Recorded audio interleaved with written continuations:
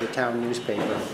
So the public hearing will be on, I believe, July 23rd, 25th? 15th. July 15th at probably 6:35, because we're going to have that put in the newspaper. I guess the Freeman was terribly apologetic that they screwed up. Ramapo did everything they were supposed to do. They even got a receipt. It just never made it in the paper. So by law, we can't open the public hearing because the notice wasn't properly done. Other than that, I believe the agenda stands as someone's car is calling them. I don't know if it's Subaru.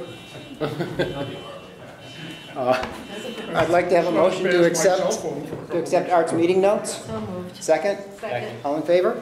Aye. Thank you. Have you had a chance to review our regular meeting minutes? I think we have them from April 1st. April 1st, and we had the special meeting April 22nd. No, we have a special meeting of May 13th, I believe, right? May 13th, Joan, on the special meeting? Yes. May 13th, okay. No. Well, that was the meeting that you had concerning only the lead item.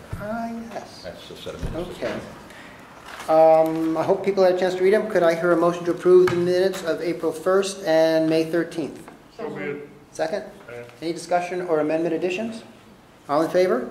Aye. Very good. And the other thing we have coming up, let's see.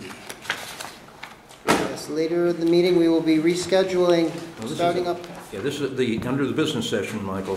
This is a separate item. This is the actual scheduling of the special meeting. Okay. The details of the special meeting and acceptance of an application are later on the agenda. Okay. But here, under the business session, is the matter of scheduling a special meeting for that particular day. Okay. As you recall, I think it was in December, whenever it was, we had opened the public hearing on the Thomas Thompson Sally Mazzarella Park. And at that point, the town and village were apparently going to put an intermunicipal agreement together, and at which point they asked us if we would recess until they came up with a procedure for the town and the village together to do the review of that project. Each individual municipality still has to follow its own zoning regulations and issue its own permits, but they wanted us to hold joint planning board meetings. And we were waiting for the village to receive the proper applications that they required so they could participate in that process. We had already accepted the application and opened the public hearing process, which we then put in recess. I've been told the village tomorrow night will be accepting the applications and be prepared to schedule the public hearing as well. The date selected when I sent around to all of you guys was going to be June 18th at 7:30, and we're going to do it in the village hall because they have air conditioning. Yay. So, could I hear a motion to schedule schedule the public hearing, the joint public hearing with the village and town planning boards for the Thomas Thompson. At this point, Michael, schedule a special meeting for 7:30 for that evening night? to be held jointly with the village. The matter of scheduling the continuation of the public hearing has to be dealt with in the later item on the agenda, which deals with the acceptance of the applications. Okay. If you don't accept the applications, you're not going to be scheduling. Well, actually, we accepted the application, they didn't withdraw it, and we didn't waive it. Modified application, whatever. We've question. Yes. We've accepted an application, but now we have a new application in front of us that's very modified. We have a modified application, not a new application. It's still basically the same, proposing the same thing, it just has greater details in it. So it's not a new application. No, it's not a new application. So There's nothing new in it in terms of facilities. They're just details on what the facilities were in the original application. this evening we have a continuance of presentation. Is it a continuance of the hearing that is still open? No, what we're doing tonight, at this point, as Art says, we are scheduling a special meeting for June 18th at 7:30 for the purposes of dealing with that particular application. Later this evening, we're then going to go through the actual process of scheduling a public hearing, the joint public hearing. Do you want a motion to schedule Yes. a special meeting? For June 18th at 7:30. So moved. Second? Second. All in favor? Aye. Very good, thank you. And I don't have any correspondence or non-agenda item type things to mention. Anyone have anything? All right, well, as luck would have it, we're ready for our first public hearing. Kirchhoff Properties, LLC, New York State Route 9 North, subdivision plat approval, wetlands permit, and site plan approval. Continuation from May 6, 2013 of public hearing on application for subdivision plat approval under Town Code Chapter 101, subdivision of land, to create a 2.092 acre building lot from 11.845 acre parcel owned by M. Mid-Hudson Medical Group, Kirchhoff Properties. Rhinebeck LLC, an application for wetlands permit under Town Code Chapter 120 Wetlands and site plan approval under Town Code Chapter 125 Zoning to authorize proposed construction on the 2.092 acre building lot of a 4,300 square foot bank with drive-through Hudson Valley Federal Credit Union and associated site improvements, including the undertaking of wetlands mitigation in the Community Business District South, being a type 1 action with planning board designated secret lead agency, all as subject of revised site plan is submitted on April 22nd, 2013. There are 3 items of business here, I think. Yes, and Bob has recused himself from participating in this review on this particular project. There are 3 items of holdover business with respect to this particular application. The first is to receive comment from Hudsonia, the town's wetland consultant, concerning the wetland mitigation plan.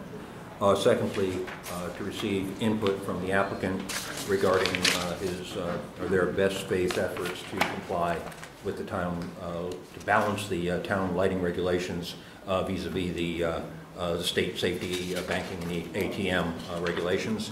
And the third is, unless there are unforeseen issues raised as those matters are dealt with, for the board to consider the issuance of a negative declaration under SACRE. Those are the 3 items of outstanding business.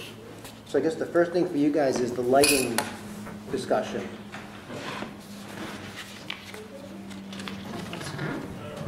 Well, this is a continuation of our public hearing. This is the site plan. You're all familiar with the Mid-Hudson Medical Group building, Route 9, the proposed pad. This is the gravel access road. This will be our mitigation area. The changing companies, as far as the lighting is concerned, is reevaluating what we can possibly do, and I think Roger can speak to the specifics of what's been proposed and what we're able to do to comply with the town's ordinance outside of the APM. Mr. Chairman, members of the board, my name is Roger Keating from the Jason Companies. And we listened to your comments with respect to the lighting, and what we have done is we reevaluated the site to look at reducing the lighting levels as much as we possibly could in the areas outside of the New York State ATM Safety Act, where we're bound by that law. And what we were able to do is we went with a lower wattage fixture out there, so we reduced the wattage of the fixtures themselves. We added a pole, and we basically centered our source of the lighting where we really needed it from an ATM perspective in those areas, and then allowed for a more even distribution of the lighting levels across the parking fields. So what we were able to do by reconfiguring the lights, the locations of them, reducing the wattage of the fixtures, we were able to get the lighting levels in all of the areas outside of the New York State ATM Safety Act to be down to that 1 foot candle average. That's the goal of the town's ordinance there with respect to the lighting levels. So the lighting levels have been greatly reduced in the other areas, and we are maintaining, and if you were to look closely here, in like the areas where we need to be at 2 foot candles, we're right near that at 2.1, 2.2, so we're not overlighting those areas. We're right at where we need to be with respect to the New York State ATM Safety Act. So that's where we're at with respect to the lighting. Questions from the board? Members of the public? Thank you, Mr. Chairman. The other thing we were waiting for was the report from Hudsonia, which came in today, basically going over the mitigation plan for the wetland, the removal of the driveway in that portion of the wetland, and how it would then be replanted and basically monitored subsequent to that to see whether or not what was being done there was in fact conducive to improving the function of that wetland. I guess the CAB has received that report. I don't know if there's comments you care to make on it, because I think the other thing we're going to be putting into the condition of approval would be an ongoing monitoring program which the CAB would be undertaking. and to see exactly, make sure the right plants are going in there, seeing what's happening with it, seeing that the wetland itself actually is being protected and hopefully through this mitigation process enhanced. Eric found the wetland actually to have a number of interesting wildlife in there. It was not a low-functioning wetland. It's not a groundwater-fed wetland. It's basically a runoff type of area where the water's ponding and pooling. But he was impressed with a lot of the flora that is in there and the diversity of fauna that is also in there. So having said that, I defer to the CAB.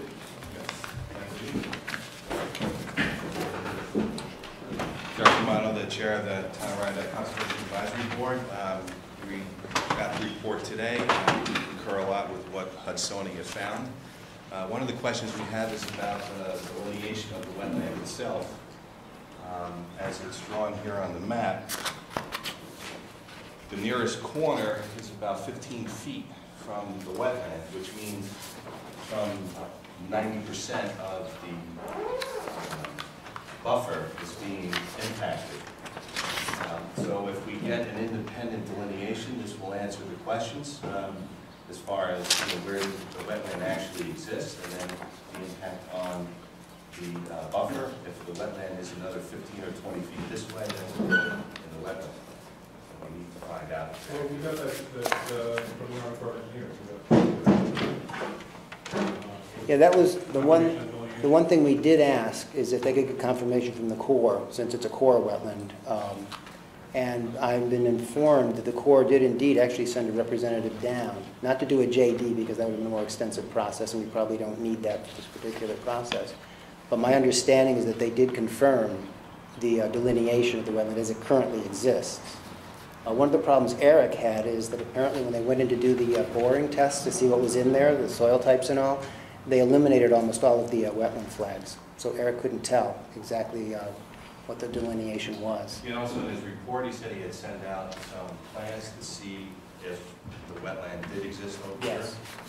So do we need to wait for that report to come back? Or The one agreement we did make with the applicant was that if they could get the Corps to agree that with Mr. Nowicki's delineation, that we would accept the Corps' determination since it is a Corps wetland. Okay.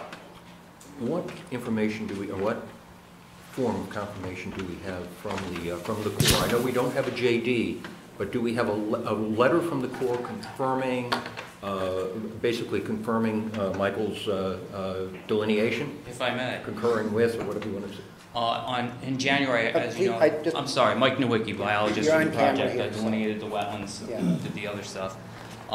As you know, I had Steve Reiber from the Corps out in January. He subsequently left, he was promoted, and it fell to the next person in line, Brian Erzell, who's also from the Corps, has been down there for 20 years. I had Brian out to the site May 15th, and he verified the delineation with one exception. Over on the east side of the gravel road, there was a little finger that he added in, not on the development side, but on the east side of this gravel road. He sent me a markup map that I need to revise. It is for a JD. Once I submit the revised map, I will get a JD letter. We did soil tests and looked at vegetation, and he agreed with the delineation in the area. Okay. And Michael, that was a follow-up to Reba's Yep, original correct. confirmation? Yeah, because Steve left it open-ended because it was January, there was a lot of snow, and he couldn't make the determination, so we said we'd come back in spring, summer, and That was for JD. yeah, for jurisdictional determination. Okay. And just basically confirm your delineation, it basically is for, we're mostly concerned with, obviously, because the Corps, basically, I don't think would be doing much in terms of this particular wetland anyway. What I did get from him right now is an email with some of his handwritten notes on the map, on the delineation map. That if could you be want helpful to have a copy of that. I don't know if Rich brought that tonight. Well, that, I have a version in my car. It's really small, 8.5 by 11, but I can get it for you. I don't know if we need to see that tonight, Jeff? Well, it would be nice to have for the record. Yeah, for the record, for sure. And I can forward the email to you guys, too. Okay. The other thing we're going to be asking for, the other two things, is that when the mitigation is complete, that the wetland be redelineated, because it's, from what Eric's letter Eric's report says, it may well change because the ponding to the west may no longer exist once that road comes out of there. And therefore, it may change where some of the material goes to. I think the intent is actually not to necessarily change the impoundment itself. The depth of it may actually change at some point in time. Well, that's what he- It's not going to build up to the level of the road. Right, that's what he felt, that it might somewhat change, and, Okay. but I think So you're saying that after we complete the after it's project, completed, complete it again, let's delineate it so we see exactly what's there, so we know what we're protecting as we go down the road, because it's likely taking that out, we'll change it somehow. Oh, just so you know, it won't be an Army Corps wetland delineation at that point, Right. because once I get the No, it'll- JD, it's good for 5 years. So it'll be your delineation, showing us if there's been any change. Right, no, I mean, it just won't matter to the Army Corps, is what I'm No, trying to say. it won't, because there won't be any further work going on in there, and therefore you won't need it. And the other thing we'll be adding, of course, is a requirement for the CAB to monitor the ongoing mitigation to see if it's being effective, to ensure that what is there now that's really desirable and healthy isn't being negatively impacted, and that the area that's been worked on actually is being drawn into that positive portions of the wetland rather than something coming in there which could be unpleasant. Yeah, part of our recommendation would be like a 2 to 5 year plan for that mitigation. Yeah, since it is so sensitive there and we're really not sure, we're down to a half foot on the elevations, that we try to get it to at least 2 years, and the best recommendation would be 5 years. And then hopefully we could work with Hudsonia on this and figure out how that would work. And then I had some questions about these parking spaces. I don't know how many are necessary for the project itself, but just looking at it, if we could eliminate these, given that these are only 100 feet away, are these for the employees or are these for the customers? We've already reduced the parking that the Hudson Valley Credit Union wanted on the site itself. Basically, trying to address some of the issues that you're pointing out. I wouldn't recommend reducing that parking any further than it is now. Is that the client wants that, or is that a necessity? Well, the client needs that in order to be able to maintain an operation. That's employee parking. It's employee parking plus customer. Right. It's only 100 feet away. We have part of this massive parking lot. It really doesn't get used much. So if we could do that, and then if we could put pervious here, instead of impervious, sometimes the parking surface. At this juncture, I think the parking has to stay the way it is currently. I think part of the problem here with the parking is that because of the access route for the trucks coming from Stop and Shop, use that. And the idea was from a pedestrian safety standpoint, not to make them have to go across that road to try and prevent that sort of a thing. I mean, at some point, we could probably ask for perhaps a pedestrian overpass, but that's not part of the project right now. Richard didn't even say anything to I'm sorry, I can't tell what that's. But I think that's really was the thinking behind that, just from a public safety standpoint. And then the last thing we had is that we've been talking with the clients about doing a public education program that we would put in the bank to show what this plan is about, what the mitigation is about, and we have, some kind of signage in the building, some kind of handouts. Yeah, I think one of the things that we can talk about is the possibility, even at the location of the site where we're doing the rehabilitation, restoration, maybe have something put out there. We talked about some flyers that are possible available within the bank itself. I don't believe the bank had any adjustments to it. Yeah, and then some kind of press release, let the general public know this is happening. This is how development and wetlands can work together. All right, thank you. Thank you. What else were we waiting for? There's one other item we were waiting for, Art. As far as I'm concerned. That was it. The only other thing I know, Richard, that John Lyons mentioned was just the necessary legal documentation in terms of the easements, bringing the bank into those easement arrangements so that the bank is actually a named participant. Yep, well, we actually won't, the bank won't be, but the parcel. The parcel, yes, the parcel. I do have a draft of what we've been put together. Okay. So that's to you at this point. We're just refining that with the other property owners, because all the property owners are going to be involved in it, Right. so. And what that would then be is a condition of final approval, is that John says, yeah, this takes care of everything, and so everything's covered. Very good. Okay, those are the 3 items that we had identified at the last public hearing. Members of the board, questions for the applicant? Members of the public, questions for the applicant? Yes. Please, if you could give your name first. Oh, my name's Snyder Devlin. Thank you. I just wanted him to maybe clear up something I didn't understand. We're talking about the huge, largely unused parking lot that's in front of where the bank's gonna go now, right? Is that the parking To lot the that's south down of the here? bank's going to go. Here. This is the area that we're seeing Yeah, for the medical office building. right, I know that well. But what I'm talking about is when this, I'm sorry, you're from the CAD? Correct. When he asked to have these other parking spaces not be included, how does it get decided? This guy just said, no, I'm sorry. I don't understand what's the process for him saying no and us getting more parking? It's the justification for why the parking is where it is. One of the problems, I just don't understand the process. He gets to say. well, actually, we get to say. And we're supposed to reason this out and have good reasons for what we say. Sometimes we do. That's quite all right. Right here, this road here is where all the large trucks come out and stop and Yeah. shop. And so from a pedestrian safety standpoint, we didn't want people to park here and cross over here to get to the bank. It's just from a safety standpoint for pedestrians.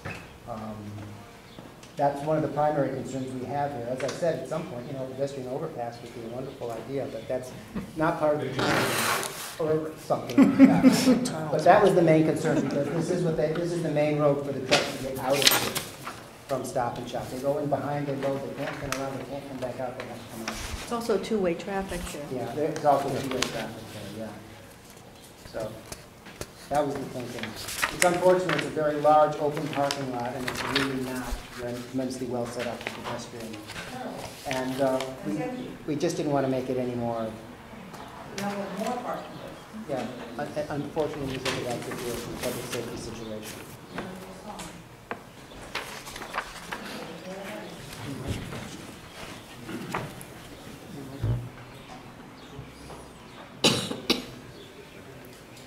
Oh, okay, good idea.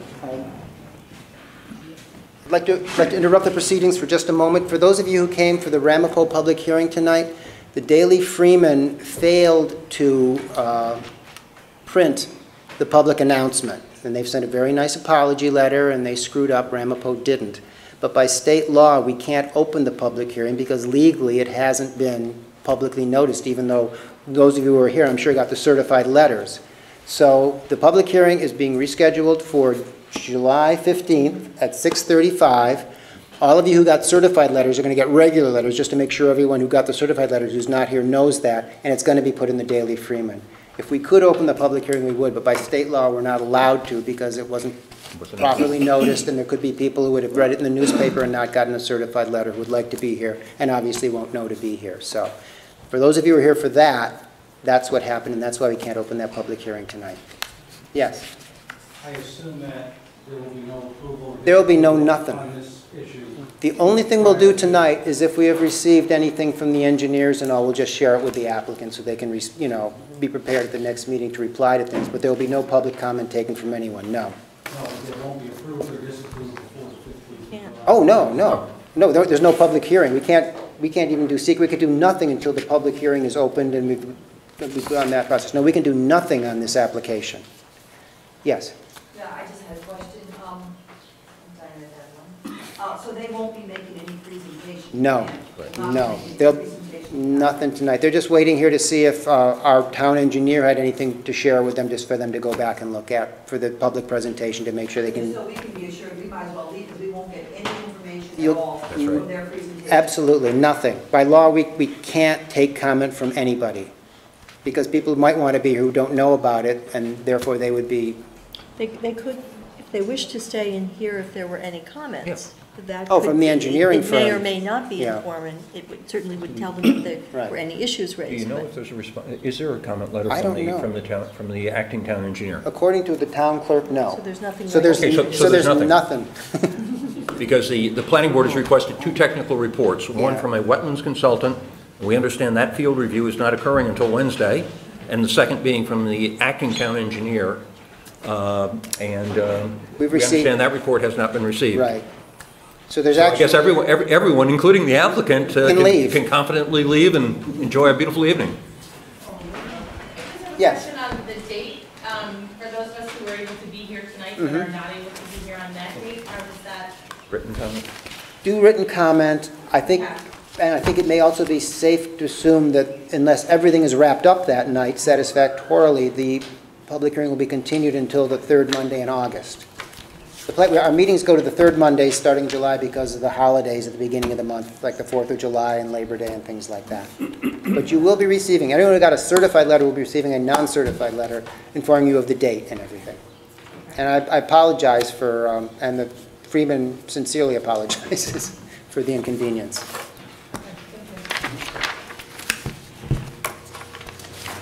Back to, yes, Back to the bank. back to the bank, Back to the bank. where you get no free samples. Any questions from members of the board for the applicant? Any members of the public with questions for the applicant on the bank project? I believe we need to do a seeker before we Yeah. can... What I'd suggest, if you're in a position to do to issue a negative declaration, that you do the seeker resolution on this project now, close the public hearing, move on to your next two public hearings, and then come back to the approval resolution, because it's a very lengthy resolution. Did anyone have any issues that came up about doing a neg deck based upon what we know for the environmental concerns here, for the mitigation plan, the wetland, and whatnot, on the board? Well, in the neg deck, will there be, the CFD is advisory, and we just hope that we can get Sony to help us with this mitigation plan, managing it over the 2 to 5 year period. Sure. That's will be a condition. Condition of the wetland permit. Those are conditions of the approval. Right. Yeah. Okay. All I need to do now is find Bottom of page 2. Page 2 into page 3. into page 3. Huh? Bottom of page 2. One of those deals. Okay. The Town of Rhinebeck Planning Board, as seeker lead agency, hereby acts as follows in the matter of proposed Type 1 action involving applications to the Planning Board for subdivision plat approval under Town Code Chapter 101, subdivision of land, wetlands permit under Town Code Chapter 120, wetlands, and site plan approval under Town Code Chapter 125, zoning, and related... Wait a minute, am I reading the right one? Yes, I am.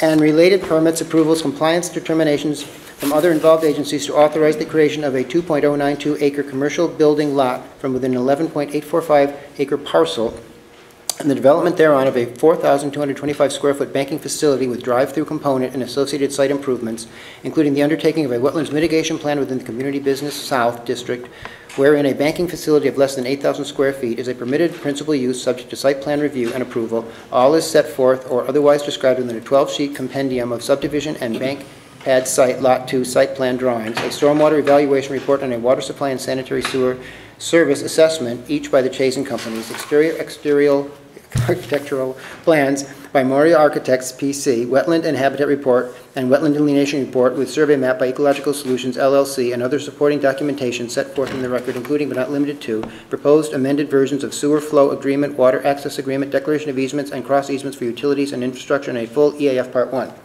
1. Determines upon review of the EAF Part 1 certified by the Chazen Companies and its own completion of EAF Part 2 in consideration of the criteria for determining significance set forth at Title 6 Part 617.7c NYCRR, including potential effect on properties listed on the National Register of Historic Places in that the project site lies directly opposite open lands within the Hudson River National Historic Landmark District. The proposed action as described in the application and being a Type 1 action will cause no potential significant adverse impact on the environment and thus issues a negative declaration, determination of non-significance, deeming an environmental impact statement to not be required and stating such will not be prepared. 2. Authorizes the chairman to execute the first page of the full EAF and directs the planning board clerk to cause publication of, distribute, and file said annexed neg declaration in the manner set forth within the seeker implementing regulations, Title 6 Part 617.12 NYCRR. And the next document will be the negative declaration. Which you have a copy of. Which I have a copy of. Could I hear a motion to approve? Second? Second. I'll poll the board. Jesse? Aye. Woody? Aye. Richard? Aye. Oh, forget it, Bob. Sharon? Aye. Melody? And I vote aye. Motion to close the public hearing? Second? All in favor? Public hearing is closed. For the resolution later. And the resolution later. Okay. Here we go now for, and Bob is rejoining the board. Welcome back. Hope you had a good time in the audience. Those are hard seats. Okay, I think we're in time here for our William and Maura Sakaravich, Ackert Hook Road, subdivision plat approval. Public hearing on application for subdivision plat approval under Town Code, Chapter 101, subdivision of land in the matter of proposed 27.405 acre lot line alteration between the lands of Sakaravich and the lands of Lipscomb and Sagara in the rural countryside RC5 district as subject of survey map dated April 4th, 2013, being a type of action under secret and planning board, with planning board serving as secret lead agency. Take it away, Marie. Anybody have a map I can borrow? I'll bring a copy with me, because I can provide a copy to everybody else. We're nothing if not user-friendly.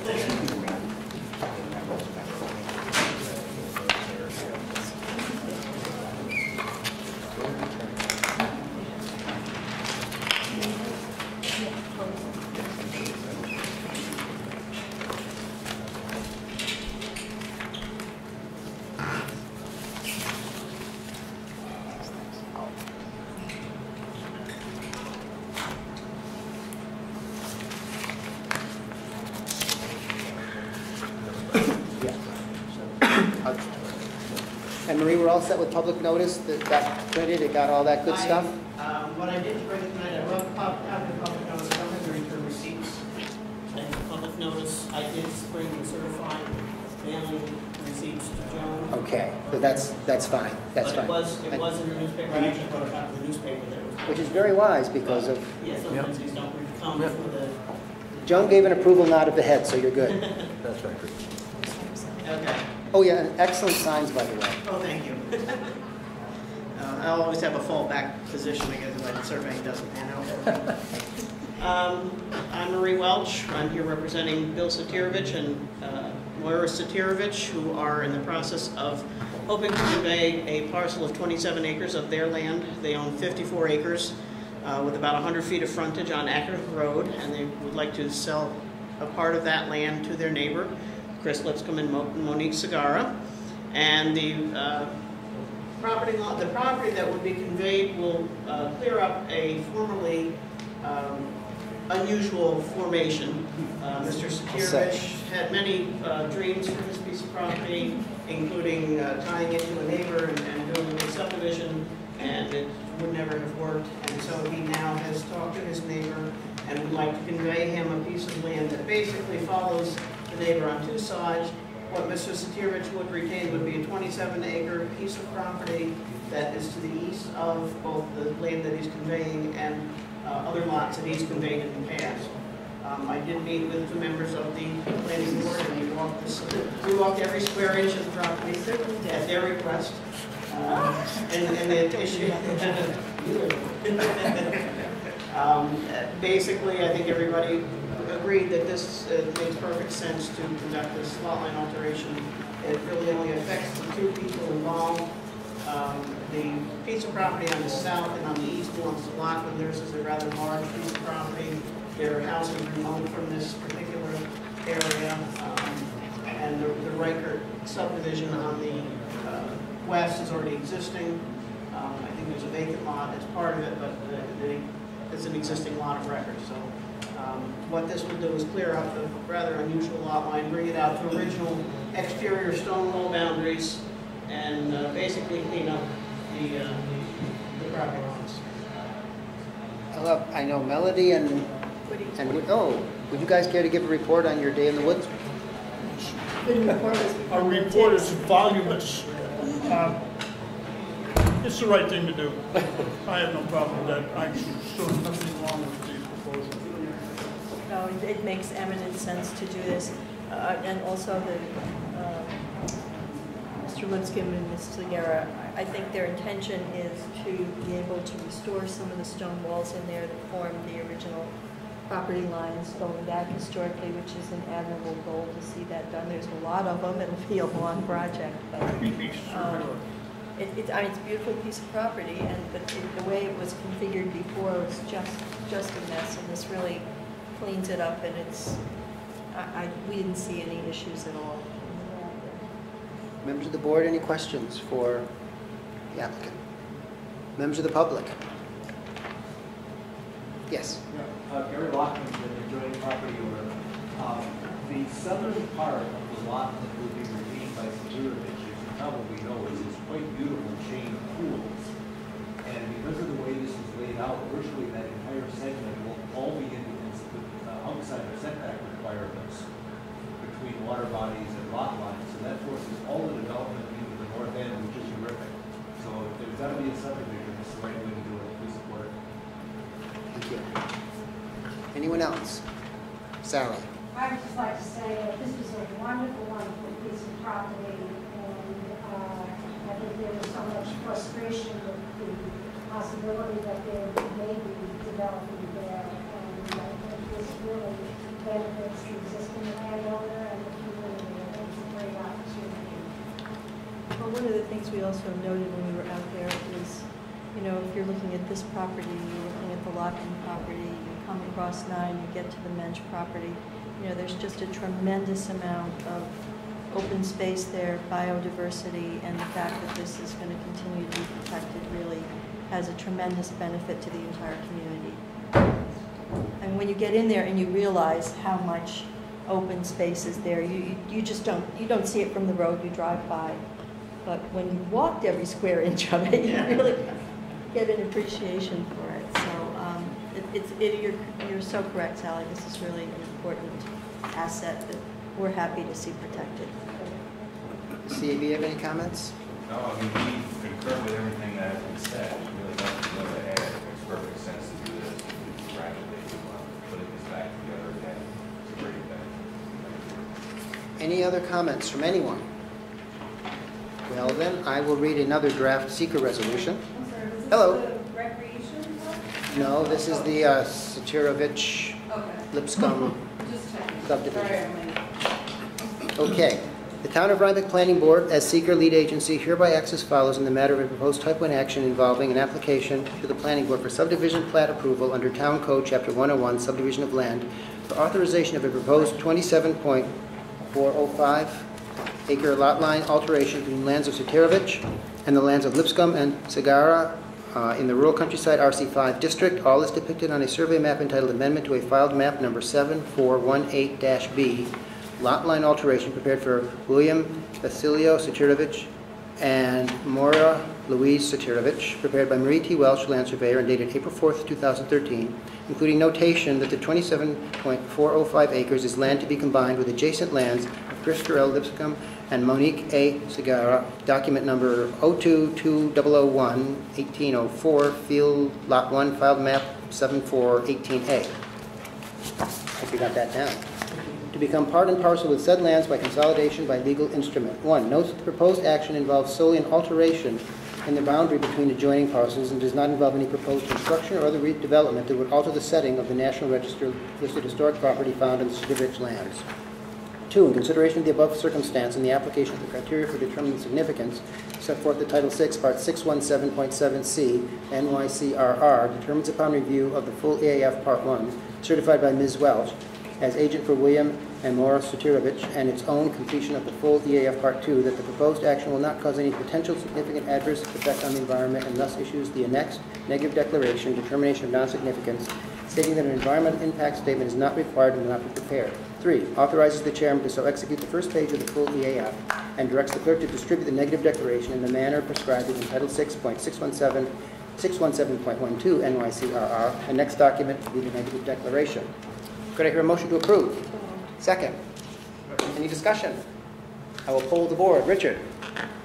Aye. Bob? Aye. Sharon? Aye. Melody? Jesse? Woody? And I vote aye. Could I hear a motion to close the public hearing? Second. Second. All in favor?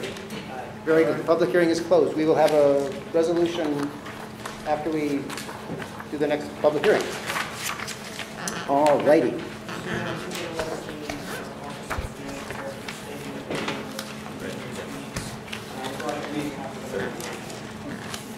Our final public hearing this evening is Lorna and Thomas Denzin Gatita. Thank you very much. 56 Kelly Street, special permit and site plan approval. Public hearing on applications for special use permit and site plan approval under Town Code Chapter 125 zoning, the proposed addition to a single-family dwelling on tax map parcel number given in the Rhinecliff Hamlet and Rhinecliff Overlay districts, the LWRA and the Hudson River National Historic Landmarks District as subject of architectural plans revised for April 22nd, 2013, being a type 1 action under seeker with planning board serving as seeker lead agency. Warren. Good evening. I'm Warren Smith, architect. I'm here this evening with Lorna Gatita, who's sitting over there by the camera. Trying to remain out of the camera, and Thomas Gatita. This application is for a modest addition to a modest house in the hamlet of Rhinecliff. And in fact, from Kelly Street, you will hardly see any change to the house. A one-story piece at the side and the back will now be a two-story piece. And then behind that, we are putting a one-story studio built into the hillside, which becomes sort of a half-story studio at the very back. So all in all, it's a fairly modest project. 445 square feet is the net addition to the footprint. And we're here primarily because everything in Rhinecliff and Hamlet now comes before the planning board, because we're in the district and waterfront and so forth. You got pretty much everything laid under there. Pretty much everything, right, that's right. So, happy to entertain your questions. I guess the first thing I'll do is have Jesse and I do the site visit. If Jesse, if you want to. Really wasn't much to see. Little addition, looks like it'll stay in character with the house. Didn't really see anything. I didn't see anything that was wrong, or I think it'll fits the land. I would basically concur with what Jesse said, that even with the addition, the house is significantly under the 2,300 square foot maximum for Rhinecliff residences. The architecture is going to be basically replicative, if that's a word, of the existing house. It is a contributing structure. The way it's being sited, you really aren't going to see it, but there's nothing that would be unsightly about it. Drainage issues, things of that sort, to our understanding, have been addressed so that there should be no issues. Rhinecliff is famous for its flooding. Frankly, I think it's a very tasteful and sympathetic way of adding on to this house. I didn't see any issues either. The CAB was also there. I don't know if they'd like to comment. We forwarded a consistency review. We found it consistent with the district. It made perfect sense. We were on the site visit, concur with what we saw there. It doesn't show from the street. It balances the house nicely. Most of it's in the back. I think total is about 1,200 square feet, so it's way below the 2,300 square feet. We found nothing inconsistent. Just they would be a nice match for the neighborhood. Members of the board, any questions for the applicant? Members of the public, any questions, comments? Yes. I'm a brother and neighbor, and I'm supportive. I'd like to see more in the neighborhood. Yeah. Anyone else? I'm a neighbor, and I support. Looks like a groundswell of support. Anyone else? In that case, I have one more draft resolution to read for seeker. Just make sure I get the right one. Got the right one? Okay. The Town of Rhinebeck Planning Board hereby acts as follows. On the April 15, 2013 applications by Lorna and Thomas. Thank you. For special use permit and site plan approval under Town Code Chapter 125 zoning to authorize a proposed 445 square foot addition to a 853 square foot single family dwelling on tax map parcel number given in the Rhinecliff Hamlet and Rhinecliff Overlay districts, the LWRA, and the scenic and the Hudson River National Historic Landmarks as depicted on site plan C1, floor plans SK1 and 2, elevations A3, Intersection Smith, Architects LLC, and supporting documentation including a coastal assessment form prepared by the project architect and a full EAF Part 1 certified by the applicant. 1. Determines upon review of the EAF Part 1 certified by the applicant and its own completion of EAF Part 2 in consideration of the criteria for determining significance set forth in Title 6, Part 617.7c NYCRR, potential effect on the National Historic Landmarks District, and upon further determination of consistency with pertinent town coastal policies as set forth in the LWRP, that proposed action as described in the application and being a Type 1 action will cause no potential significant adverse impact on the environment, and thus issues a negative declaration deeming an environmental impact statement to not be required and stating such will not be prepared. authorizes the chairman to so execute the first page of the full EAF and directs the planning board clerk with the assistance of the planning consultant to cause publication of, distribute, and file said negative declaration in the manner set forth within Seeker Implementing Regulations, Title 6, Part 617.12 NYCRR, annex document negative declaration. Could I hear a motion to approve? Second. Second. I will poll the board. Jesse? Aye. Woody? Aye. Richard? Aye. Bob? Aye. Sharon? Aye. Melody? Aye. I vote aye. Could I now hear a motion to close the public hearing? So moved. Second. All in favor? Aye. Very good. The public hearing is closed. We will have a approval, further resolution for you. Why don't you just take these in reverse order? Oh, Yeah, might as well. those who come last shall now be first. Let Warren get out of here with Marie. All righty. Warren, I'm going to need you in a minute. Page 12. The Town of Rhinebeck Planning Board hereby acts as follows on the April 15, 2013 applications by Lorna and Thomas. Thank you. Teamwork. I just mess people's name up, and I don't like to do that to people. For special use permit and site plan approval under Town Code Chapter 125 zoning to authorize a proposed 445 square foot addition to an 853 square foot single-family dwelling on tax map parcel number given in the Rhinecliff Hamlet RCH and Rhinecliff Overlay RCO districts, the LWRA, and the Hudson River National Historic Landmarks, as depicted on Site Plan C1, Floor Plans SK1 and 2, Elevations A3, Perspectives P1 and 2, all is prepared by Warren Temple Smith Architects, LLC, and supporting documentation, including a coastal assessment form prepared by the project architect and a full AF Part 1 certified by the applicant, all is subject of a negative declaration, determination of non-significance under seeker, heretofore issued by this board as seeker lead agency on June 3rd, 2013, 5 minutes ago. 1. Finds the work that is proposed in accordance with a special use permit pursuant to Article 6, Special Use Permit Requirements, Section 125-69 of the Town Zoning Code and site plan approval pursuant to Article 7 therein, to neither contravene the general standards for all special use permits set forth in Article 6, Section 12567, nor the specific standards for work within the Rhinecliff Overlay District set forth at the aforementioned Section 12569. 2. Grants the requested special use permit pursuant to Article 6, Section 12569, and related site plan approval pursuant to Section 7 of the Town Zoning Code. 3. Authorizes the chairman to stamp and sign the site plan upon the applicant's satisfaction of each of the below conditions and/or requirements within 6 calendar months of the planning board's adoption of this resolution. Submission of site plan drawings in the number and form specified within the Town Zoning Code, whereas may otherwise be modified by the chairman in consideration of the limited extent of the project and associated distribution filing requirements. B. Payment to the Town of Rhinebeck for any outstanding fees and/or reimbursable amounts due the town in the matter of processing and reviewing the applications under Town Code Chapter 125, the town's fee schedule, and related executed escrow agreement. 4. Authorizes the zoning enforcement officer to issue the special use permit upon receipt of a copy of the site plan stamped, approved, and signed by the chairman. 5. Further, authorizes the ZEO and/or town building inspector to issue a building permit and subsequently a certificate of occupancy for the proposed improvement upon the applicant's implementation of the approved site plan and satisfaction of all of the laws, rules, regulations, and/or code requirements within the purview of the ZEO and/or the building inspector. Could I hear a motion to approve? So moved. Second. Second. Discussion. I'll poll the board. Richard? Aye. Bob? Aye. Sharon? Aye. Melody? Jesse? Aye. Woody? Aye. And I vote aye. You're all set. Sakaravich, page 10.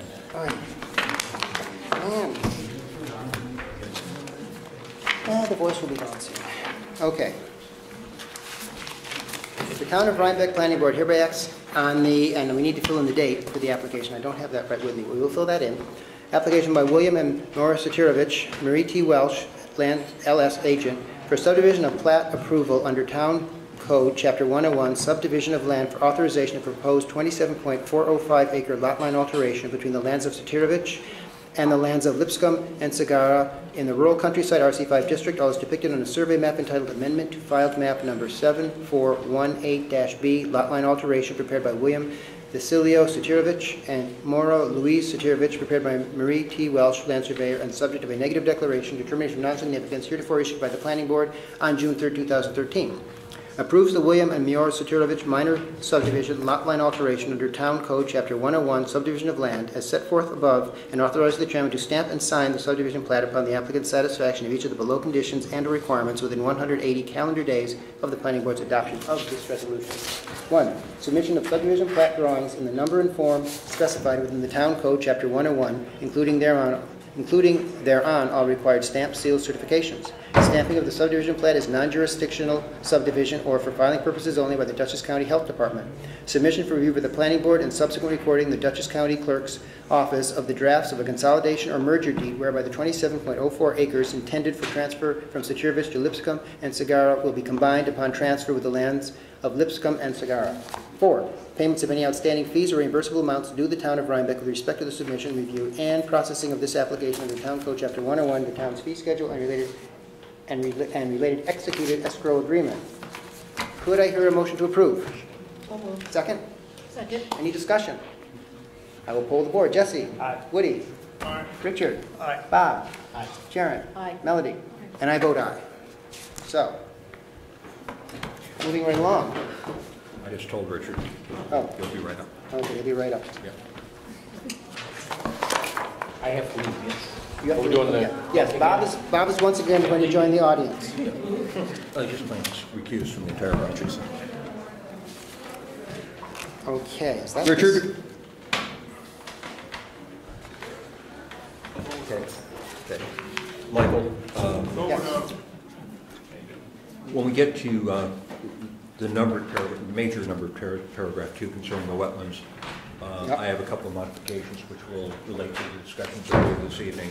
And there's one additional condition that was sent along in a separate email, which will be inserted in number 3. So I'll tap you on the shoulder. Will that be number 3? 3 will be number 5? It'll actually on page 6, under 3A, there'll be a new 3, and the existing 3 will become 4.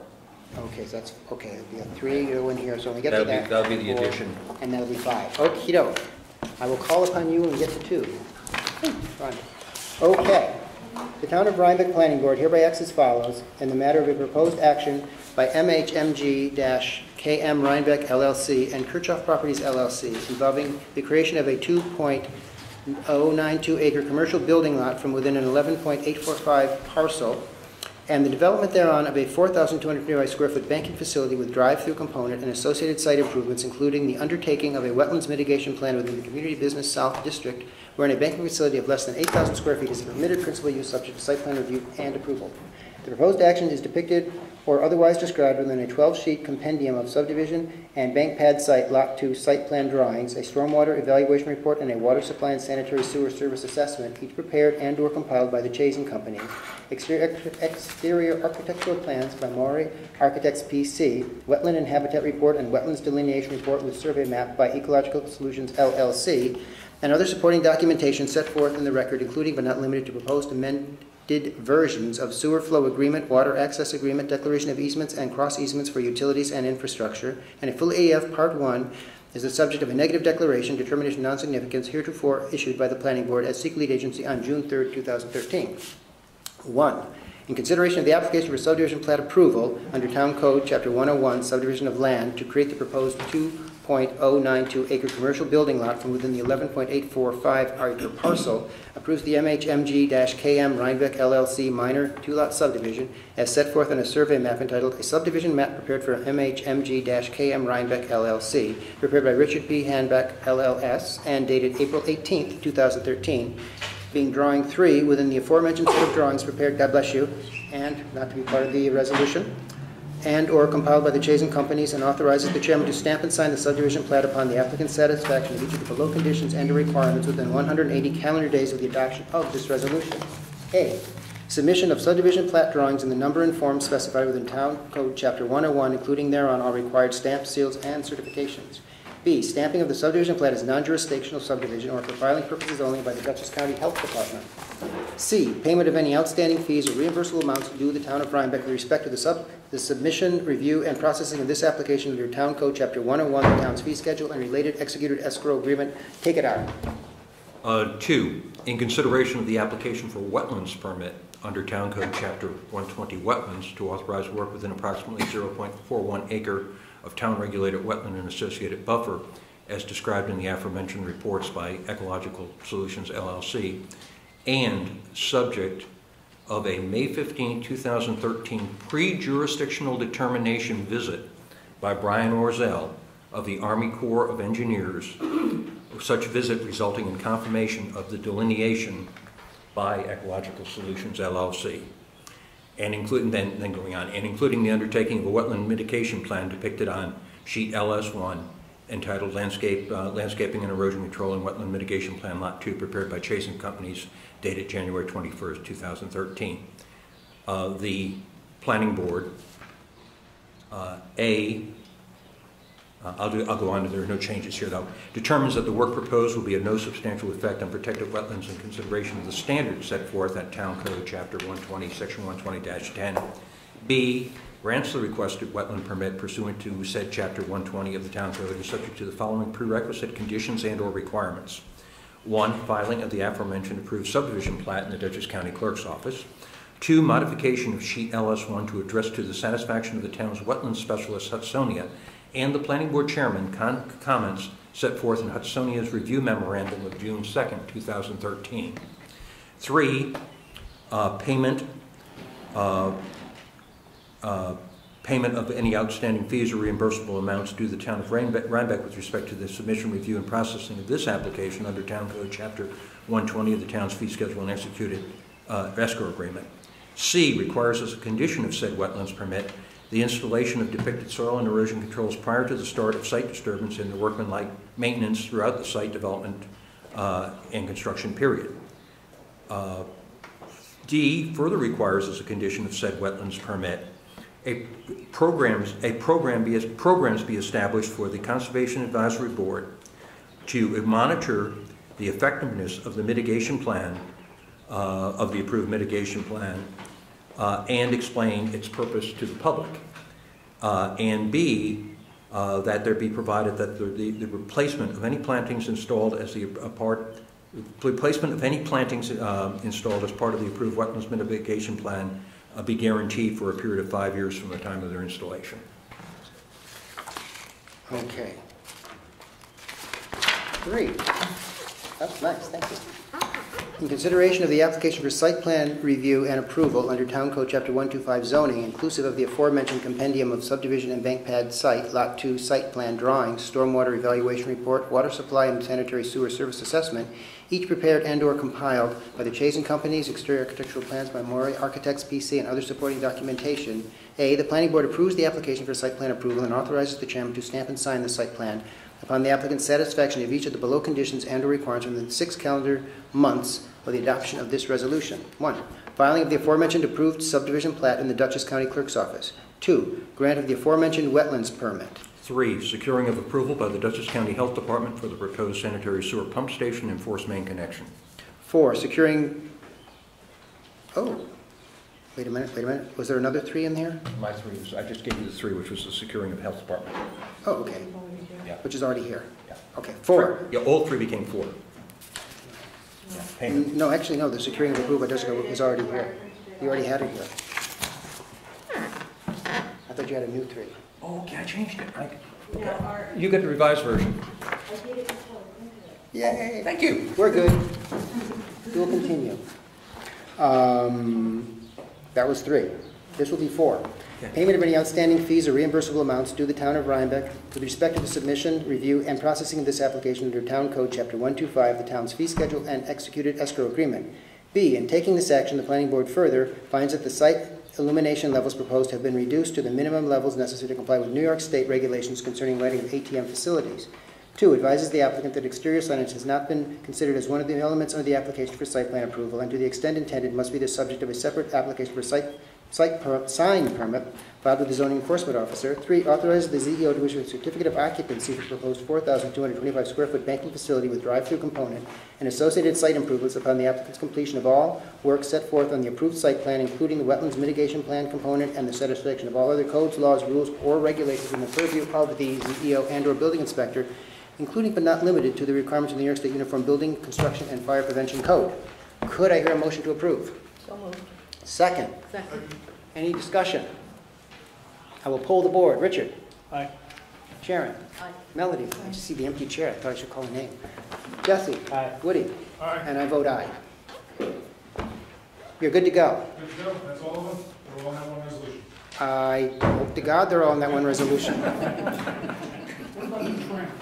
The tram, I got a couple Disney And I'd like to mention Bob has returned to the fold.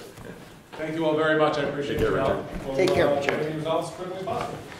Okay, earlier this evening, we scheduled a special meeting for 6:35. Wait a minute, no, what? 7:30 on June 18th. We got another item before then, don't We we? do? No, No, we don't. we're all done. We're all done. We have something on new business. Right, a new subdivision thing, but Okay, this is, that's right. okay. So we scheduled a special meeting for June 18th at 7:30 to deal with the Thomas Thompson, Sally Mazzarella Park. At this point, what we are going to do is flesh out what we're going to be doing that evening. Basically, what we had done before is we had the application, we had accepted the application from the park, and the town planning board opened a public hearing on the park, and we did have one session. At that time, we were then informed that the town and the village together were going to enter some intermunicipal agreement, as they're both joint owners of the property, and then develop a way for the town and village planning boards to cooperate. Each municipality's planning board has to issue its own permits, has to come to its own determinations, although the town planning board is lead agency and secret for the whole project. The town is actually the applicant. The village has deferred to the town, for the town being the applicant for this project. At the request of the town, and I would guess from the village, we recessed any further action on any public hearing until the IMA was fleshed out, so we knew exactly what they asked us to do, or were going to ask us to do. The only thing that has changed based on the IMA is that our public hearing on this project will now be shared with the village. We still are responsible for seeker, although we will work with the village, certainly coordinate with the village on that as well. We are also responsible for giving our own permits under our town zoning law for the areas within the town. The village planning board is responsible for giving the permits required for the activities within the village. I think that sums it up pretty well. Since that time, I believe that the applications have been fleshed out. So for the sake of the planning board, if you guys would like to just sort of bring us up to date on what further information you have here to provide us with. Absolutely. Rich Messer from Weston and Sampson, been working with the park committee for quite a while now. We've worked our way through a number of details, and we'd like to just kind of, like you said, update you on where we're at on these details. We submitted a set of about 33 sheets plus some extra sheets. I have a copy here about a week ago. And some of the things that have changed, we can kind of quickly go through. If anybody has a copy of it on them, but maybe a little bit hard to see from there, but I'll quickly talk about a few of it. This might be easier to look at.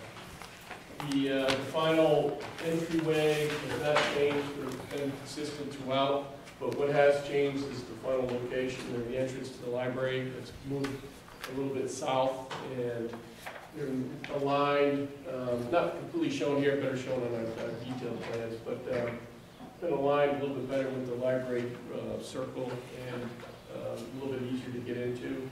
The area coming in and the parking has been finalized. There's going to be asphalt paving down the whole entryway with the parking spaces being impervious pavement.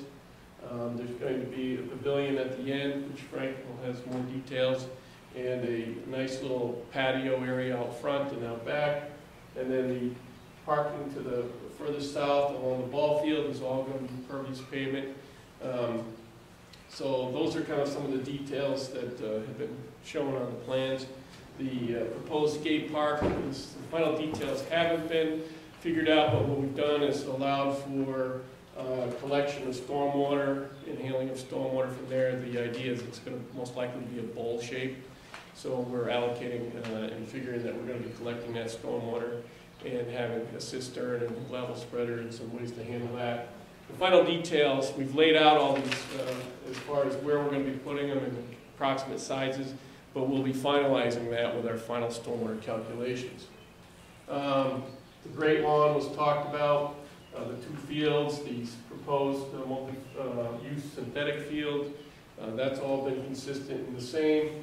I think one other thing we'd like to discuss in the entrance area as well. We have some handouts here just to supplement what we've done to date. There's two things in this handout. It's kind of a summary of phase one. As we discussed, there's going to be a phasing of this project, and what's going to be included in phase one, which is going to be the bidding documents to be constructed this year.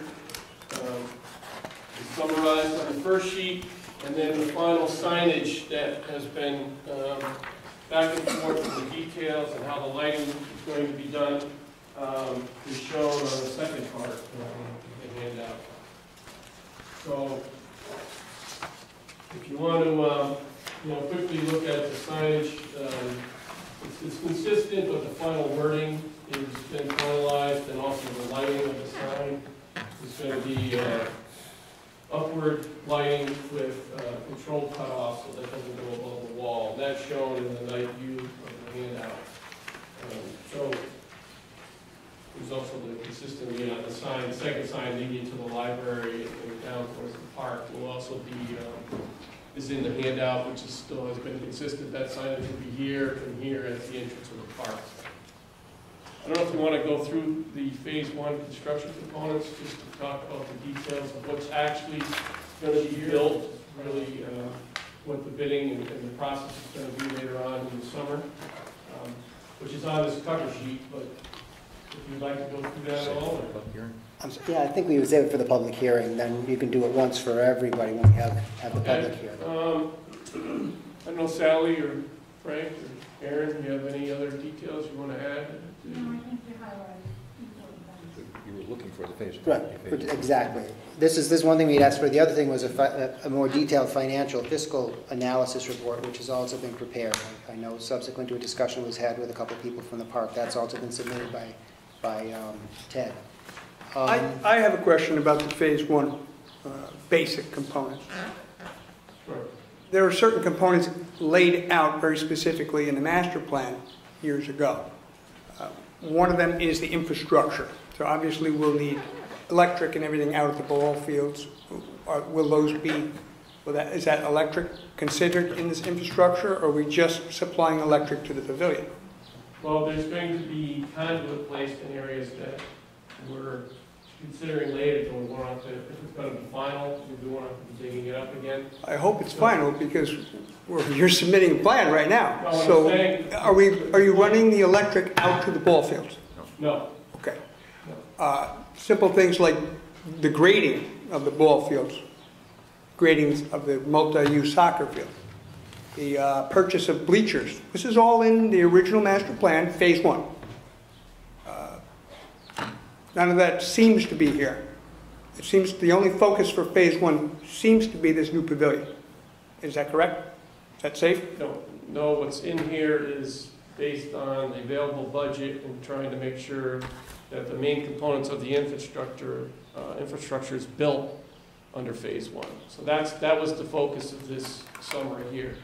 And frankly, talks more specific on the pavilion because it's been his design that they've been going forward, and I don't know exactly all the costing. So which portion of phase one do you want to just, under phase one is the pavilion, portion of the pavilion is going to get built? There would be a concession stand, the roof structure, and the supporting columns for that roof structure. And the bathroom. I'm sorry, the restroom. The restroom. The restroom portion. And septic fields, restrooms, concession stand, everything that basically is outlined in the grant that we were given from the county, I would imagine. The concession stand is a later phase, a second phase. Don't we need the concession stand in this phase in order to get the monies from the county? Because it's very specifically laid out. Concession stand, bathroom. No, that's not our understanding. The funding is. Well, I read it many times and the point's been brought up. That was the reason why they gave us the monies, and they revised this. They made us sign a revised, I believe you signed it. They came back and said, you must put concession and handicap accessible bathrooms. That's okay if you're going to say no, but I just want to be very specific. I'm under the impression that was included in phase one. Then what I would suggest, if we could just get a letter from the county which I think they would send us exactly what they're requiring for that money to be given to the town. Okay, I think there's some confusion between what the master plan is saying and what we're able to achieve. What we're able to achieve is based on the dollars that we have. And we have made a very strong commitment that the infrastructure is the priority, to be sure that we have the utilities in place, the roadway in place as far as we can get, and to really be sure that in the future when we put in the fields, we're not going to have to redo any of the work that's been done. And the reason why the pavilion is being done, even though it's partially being done, it's based on funding that we have from the county, because that has been earmarked for that.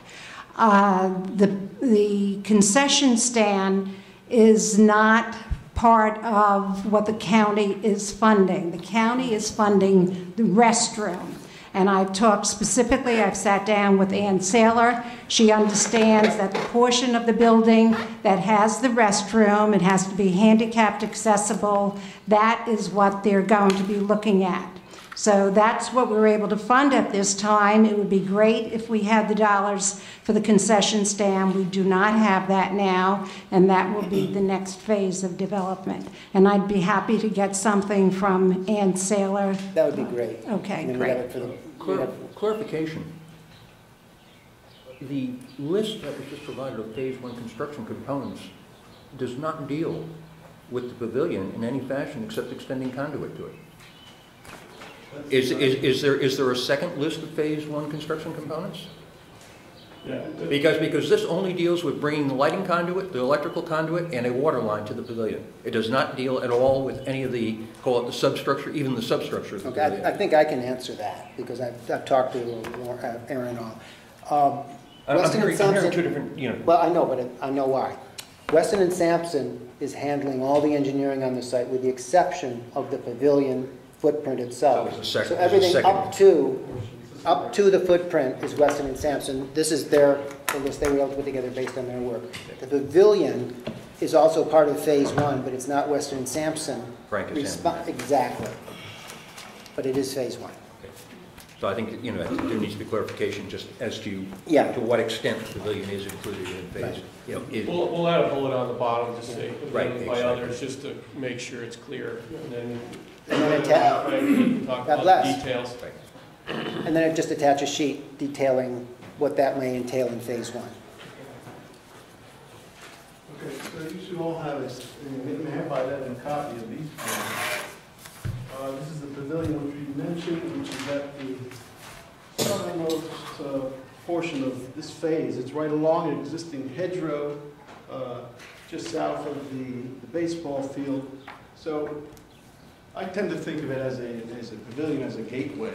So, it's at the point where, at one hand, you have to kind of take in all those activities having to do with the sports activities and the kids and the different sporting events, but at the same time, what it has a lot to do with the kind of natural preserve and the conservation of the land beyond that. So I tend to think of it as an open structure, which is very transparent. So for that reason, 50% of the building is open. You can actually see through it, you can walk through it. So it's situated at the end of the parking. Do you mind holding the sheet of that room? Thank you. At the end of the parking area, and as you come down that road in the center of the parking area, you can see right through the building, and there's a courtyard situated in the center. So the two pieces of the program are separated. There's the restroom area on the left, restroom portion, and the concession stand and the storage space on the right. So as I said, 50% of the building is totally transparent. In fact, when the pavilion is closed off in the wintertime, it's intended that sometime after Thanksgiving that they would close down the structure. There are a series of wooden sliding doors that can close it down, but it can still continue to be used. With people walking along the trails, with people doing cross-country skiing, so they could stop and look out to the marvelous views out over the landscape and the mountains, etc. So this courtyard in the middle is also an attempt to collect rainwater. So for that reason, it has an inverted roof, which creates a rain garden in the center of the pavilion.